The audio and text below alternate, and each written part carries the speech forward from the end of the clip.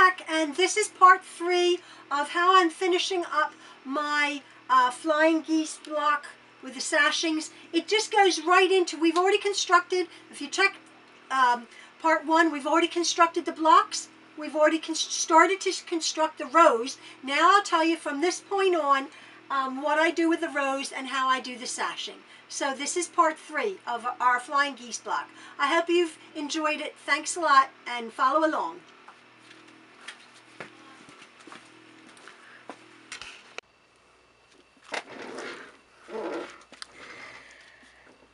So I've constructed my rows as you had seen me do, and I remember the last time in my last video I said that as I was going to quilt this quilt, I was going to then quilt these flaps down here. Remember, we constructed this with these flaps here in the quilting process, having pin basted it and then sandwiched it together. But actually, as I'm sewing these rows, I'm envisioning coming to that part that it's going to start catching. And I remember the Jenny Doan YouTube tutorial on this exact block. There was quite a few comments saying, how in the world did you quilt it? Because she constructed it in a different configuration, and then it was shown quilted with an all-over stippling, not a stipple, like a meandering quilting stitch. And all I could, and she said it was no problem for the long arm quilter. So I imagine that when this has been put on a long arm machine, it's nice and taut, and the machine goes over it, but and makes the quilting stitches. But as a home quilter, and I've done this an awfully lot, I would think that even with safety pinning it, that when you're trying to quilt it, that these flaps would get in the way. Perhaps that's why people maybe not like this block as much. Again, I like this block.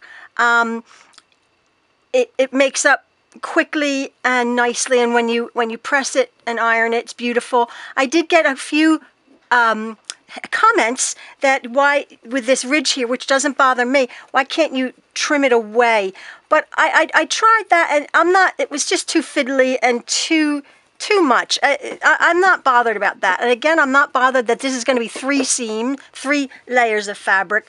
So what I'm going to do, what I'm getting at, is I'm going to now, before I start my sashing, I'm going to stitch this block down to the white and make it one instead of having these flaps. Now perhaps you might not want to do that, which is fine, because she said something about like an advent calendar. You can stick stuff in here. I guess like greeting cards. Let me see. Well, this is a big thing. That's big. Oh, gee, what are you doing? You know, like look, something can get stuck in there. So anyway, or like crumbs or something. I don't know. I think I'm going to just stitch it down. So that's what I'm going to do. I'm trying to keep my hand out of the way here, and I'm just going to start it over on that seam there, and go along, because that in there is going to be in the seam allowance. So I literally just stitch it along about, you know, very, very close to the edge, and then make sure if you do want to stitch it, that it's nice and straight. Again, this is where my pressing, my ironing comes into play. I've stitched it nice and close, and just stitch off, and that's that. So I'll go along, and I'll stitch these. I'll stitch this along here, and I'll secure all of my flying geese down. It's a bit of a lump there. It's fine. Making sure it's nice and straight. Again, press, press, press. So this is an extra step. Yeah, it is. It is an extra step, but I just like it. Again, I like the 3 layers. It's more of a substantial quilt. So I'm going to be doing this to all of my rows. And then,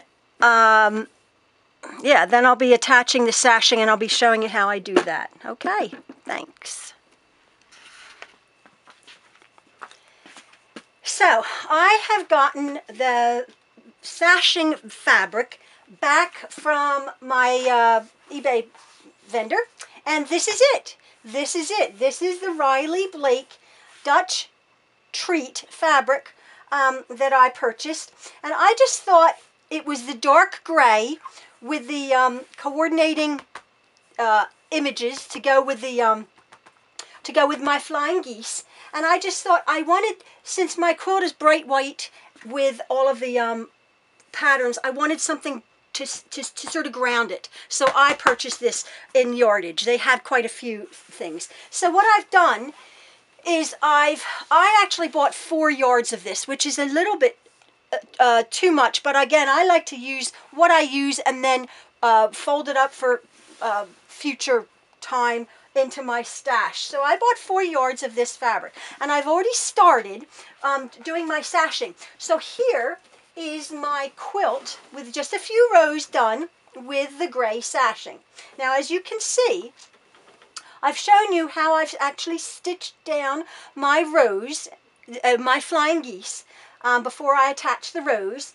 And as you can see, I just thought to change it up a bit. I'd do one set of flying geese going up, one or down, one up and one down, and across the way. Now, how I determine my sashing width is I usually take the width of my block, which this ended up, I think 9.5 inches. Yeah, 9.5 inches. So I rounded up to 10. So what I did is I will cut, even though it's 9.5, the half of 9.5 would be like 4 and you know, 9.5 would almost be 5 inches. So a little less than 5 inches, which is 4 and something. I just made it 5 inches. So when I do my sashing, I do half the size of a block. Usually. Sometimes I don't. Sometimes I do it the size of the block. But just so sometimes I think it just visually, I could have done like a 2.5 inch sashing, but I didn't.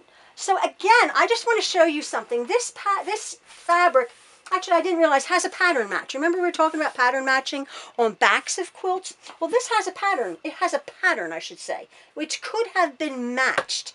Or I could have taken my, is this 5 inches?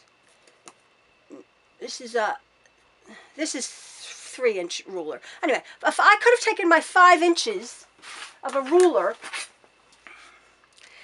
and made my sashing, here's my 5 inches, and centered that. Now, when I think, I just sort of did this on the fly, and I just started sort of cutting. I should have, if I was really doing it properly, like I usually do, I would have centered this design, these circles, on my 5 inches, and then had them right down the center of my sashing, which I think would have been perfect. However, I just started cutting from one. I cut my selvage off of the one side. I'm working lengthwise now. I cut my long sashings lengthwise, and a lot of people cut them widthwise, the width of the fabric, which this would be, selvage to selvage, and they would cut their 42 or 40-inch strips and then stitch them together to create the border. You use a lot less fabric that way. However, I don't like to see a seam in my sashing, which is just my personal preference. But by all means, cut your sashing from the width. You don't need as much, obviously, then. But what I did is I got 4 yards of this, and I figured out that I shouldn't even be saying this. I didn't even measure my sashing. I just cut the 4 yards of a strip 5 inches wide. But what I came up with from the selvage, that's not really the proper way to do it. You should have really taken into consideration this lovely pattern here in your sashing. But what I did do is, after I figured out, oh, Jean, what did you do? What I did do is I noticed, if you can see here, that my circles are on one side. Okay? So the next strip I cut, well, actually, this was cut from the same strip, because I got 2 sashing strips, the length of my quilt, which is, well, let me quickly measure it.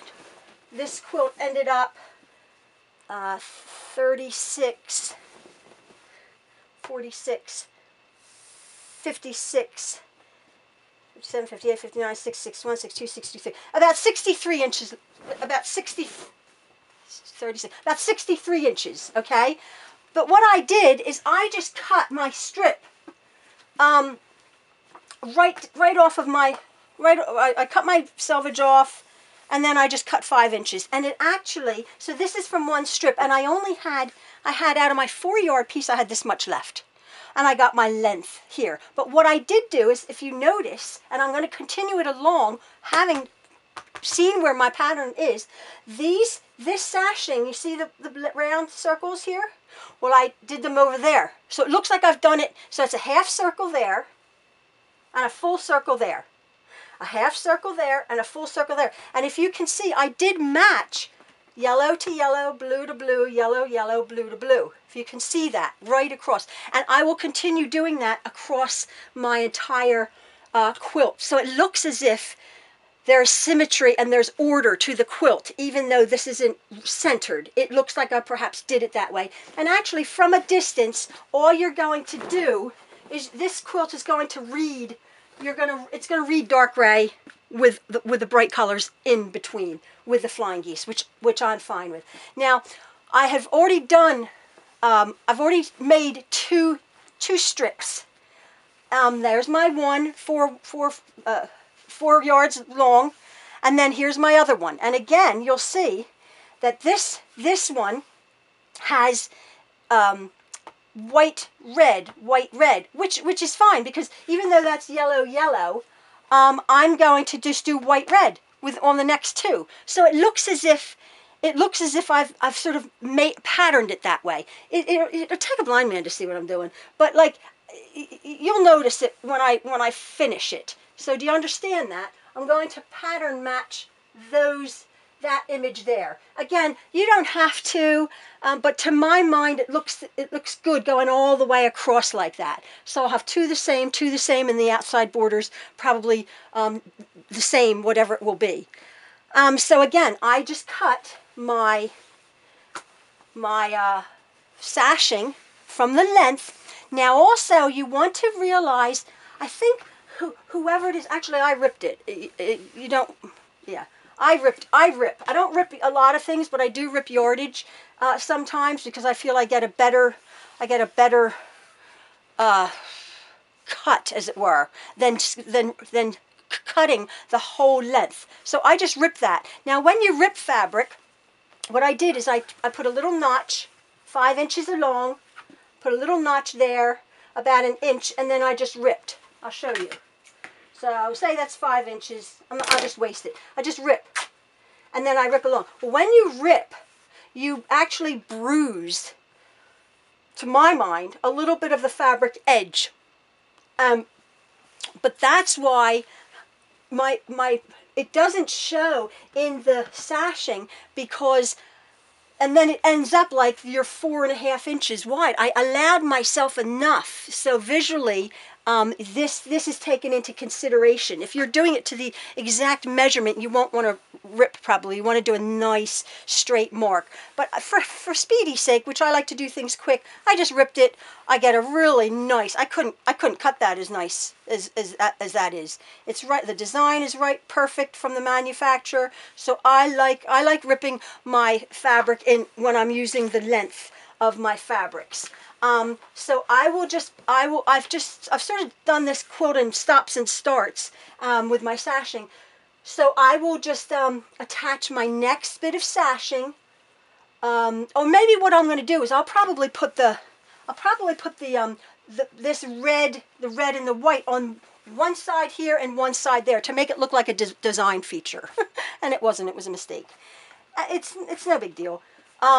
So yeah. So I'm going to be attaching these sashings on either side, and then do my next 2 strips, and we'll go from there. And I'll show you what I do with the top and with the borders. Okay.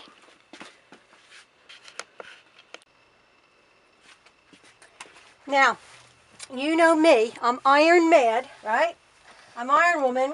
What I want to address though is apparently when you cut yardage on the length of your fabric, you have to be careful. I don't know why, but you have to be careful that it can get a little bit ripply.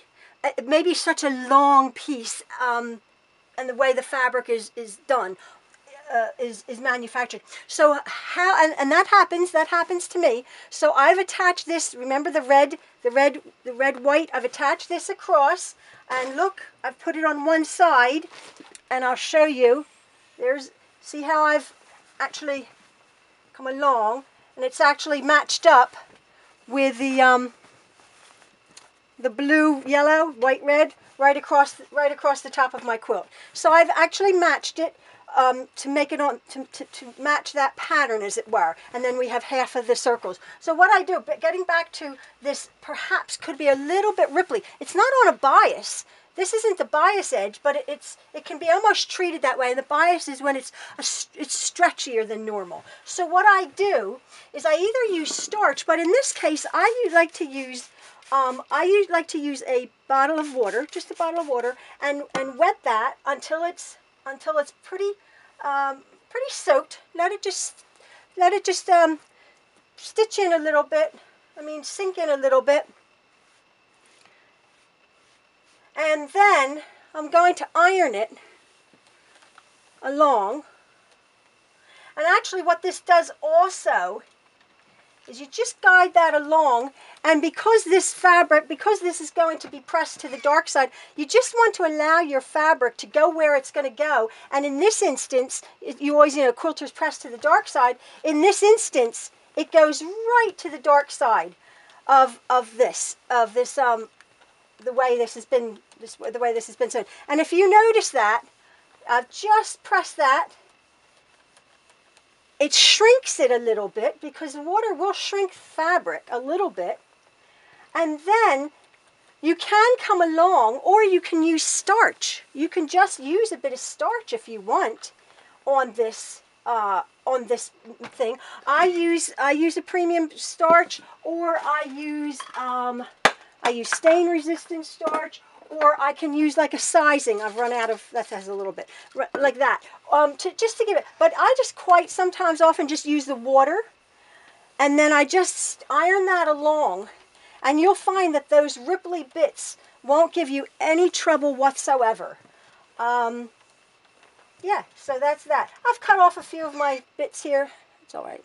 It looks really good. So again, I'm just going to come along. I'm going to spray. I'm going to let that sink in, push my seam over, make sure everything's square and nice.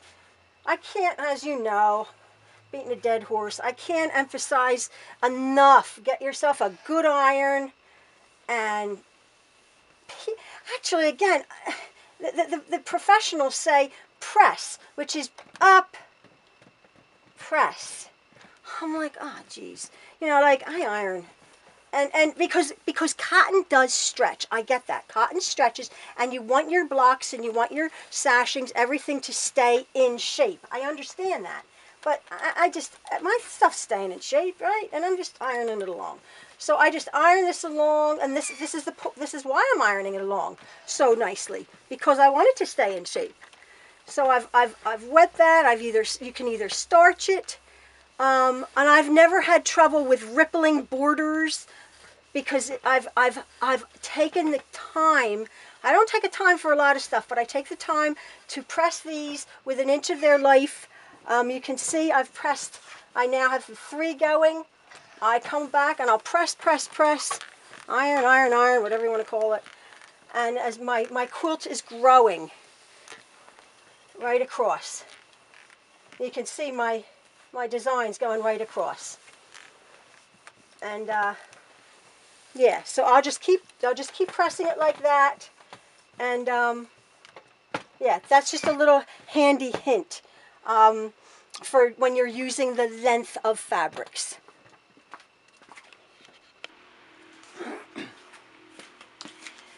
So here is my quilt as it's progressing. I've done, as you can see, my 4 rows of flying geese, up, down, and my sashings on each end, 1, 2, 3, 4, 5. Now, as I'm looking at this, this is almost 60 inches wide. It's not big enough for a bed quilt, or it could be, you know, single bed, with some overhang, you know, from here to here. But I don't, one thing, I don't make quilts for beds. As funny as that sound, I just make quilts, and I sell them, as you know. And people buy them, and I have no idea what they do with them. I have made bed size, queen size, king size, according to a chart, size quilts. And actually some people have sent me pictures, and they're on a bed. But believe it or not, we don't have one bed in this house that has a quilt that I've made on it. I have them all over the house. I've given away dozens and hundreds of quilts, and people have them watching TV. So size notwithstanding, my quilts, as I've said before, as crazy as it sounds, my quilts talk to me. And this quilt is saying stop. It's done. This wide. I like it. I like it. About 63 by about 60 inches wide. But look at that. I made an extra row. Remember? I just started making blocks and making quilts. I think I figured it out. Yeah. Remember I said I want to address this actually. I had gotten a pack of 42-inch squares, if you remember, and I cut them in half.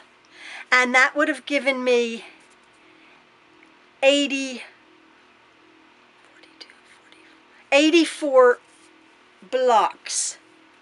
Oh, I'm missing some. Whatever. Anyway, these are rows of 14, okay? Each row here, it has 14 blocks in it. So that's 56 blocks, 56 rectangles that I've used, right? Because I cut these in, I cut my 42-inch squares in half. Do you remember that? You can go back to the part 1 of that. So I cut these. There's 56 pieces of fabric here of my 10-inch squares, cut in half. And then I have this extra row of 14, right? So that brings it up to 70 pieces. And I wanted to show you, it's not done yet. I wanted to show you when it's done. Actually, I made a little pillow. It's not finished at all. That's 70, that's 2, 4, 6. So that's 78. I'll show you that when it's done. I made a pillow, quilt pillow. That's 78 things. So I should have 78 to 8. I should have a few left. Oh, I found one on the floor, so that's 79 that I didn't do. And then 79, 80, 81. Oh, so I should have a couple more pieces of fabric. I don't know where they are, because I have 2 left over. So anyway, that's that.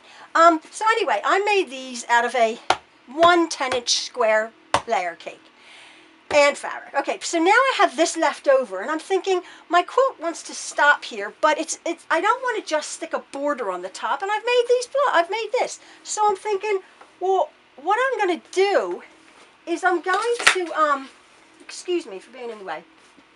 I was thinking I'm going to actually put, I'm going to cut this in half here. 1, 2, 3, 4, 5, 6, 7. Let me just take this apart. As I said, my quilts evolve, right? Everybody's quilts evolve. Unless you buy a kit, you don't have a clue what your quilt's going to look like. So I like this wide. So then I thought, well, I'm going to do this. I'm going to put 1 square, 1 flying geese going that way. And then what I did, and then on the bottom of my quilt, I'm going to have on this side another flying geese going that way on the bottom of my quilt. So then I actually just cut the width, or I ripped it, the width of this finished unit strip here. I just did that. I just made a piece that big. So that piece, I made it as wide as the quilt top. Then I just cut it in half, right? I'm going to put this on the top as my top border. And I'm looking at, I'm like, I don't like that. Do I like that? Maybe I like the flying geese going the other way. See, this is how my quilts Evolve. And yeah, like that. Yeah, so there you go. So, oh, and did you notice here on this piece, I did, from my yardage, I did on this top border, look, 1, 2, 3 rows. I did center that. So when your eye is up, going up there, you're going to see that bit up there, centered. So yeah, I'm going to do that. I'm going to sew these 7. And then on the bottom, I'll do it the opposite direction. I'll turn it around and do these 7, 1, 2, 3, 4, 5, 6, 7, with the other half of that. And then I think my quilt will be done. I think my quilt top will be done, I should say. Yeah, I like that. And as I said, as I was saying to you in the very beginning, this should be fun, right? This should be fun for you. And I understand that I do things not like the professionals. I'm not apologizing for that. Somebody said, stop saying you're sorry. I'm not saying I'm sorry. I do things the way I do them, and things turn out nice. But I don't, like, I should be giving proper measurements, and I don't do that. And I'm sorry for that. I was actually looking at that for that woman. Her, in my first part on this, her name was Laura. For my last video of my French seam pillowcase, her name, she's from So Very Easy. This is a YouTuber. Her name is Laura Ann Coia, C-O-I-A. Apparently she's Canadian, and she has tutorials, quilting tutorials from So Very Easy. Oh, and she has that beautiful white hair. She's not old. She does things so very precise and lovely, and she really has a way of explaining things with not a lot of words. And I tend to waffle on, I know. I get my point over. But I'm very impressed with her. She's really fabulous. But, I don't know why I said that. I'm good too. Anyway, that's her. This is me. This is how I do it. So this is my next stage of my quilt top, my flying geese, evolving. So I'm going to sew that, and I'll show you what it looks like.